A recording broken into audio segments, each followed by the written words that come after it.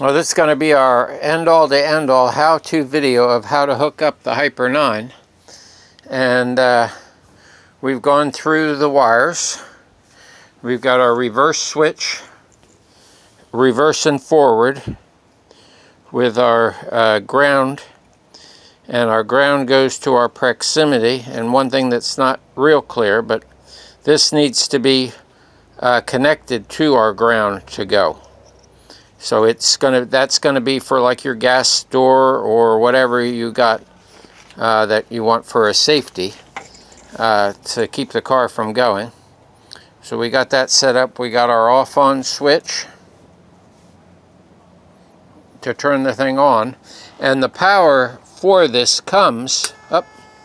What'd you do? I downloaded the... Oh, you down? Okay, so she just downloaded the program and it just came on and gave us a contactor on switch. We also got our 3 wired throttle box set up, and we're using the appropriate colors. What is that, black? Was that black with a stripe or just plain black? And yellow with a white stripe, and red for our middle wire. All this is in the book. This is the easy stuff. Now, the hard stuff is you got to go and download a program. I already did that. And you already did that, so we didn't get to see that. But you went to netgain's website. Mm-hmm. You punched in the numbers of this motor. Mm-hmm. Although we didn't find that number, so we used one with a single shaft, which I think is going to be the same. Hopefully everything will be good with it. Now, so now we open the program. Of course, we got our computer plugged in to this port here, and we got our little adapter that gets us over to a USB. So we're ready now for the next thing, which the first thing is we got to map the throttle. Well, no. Or what is the first? Oh, all this is laid out in the book. So what is the next step? We press the throttle to see if your analog input 1 and 2 values increase. All right, well,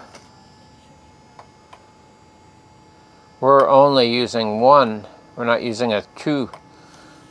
So we've got to, I think you got to go there and set it for a 1 potentiometer setup. Don't you? Where is it saying throttle on here? Main traction throttle. Yeah.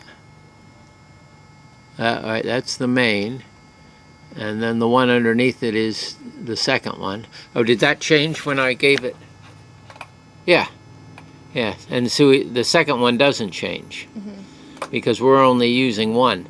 So do we mark the, do we check off the, put a check on the box there? Not that one. Not, yeah, because we're using just 1. What does it say there on the, to add it to? The logging table. All right.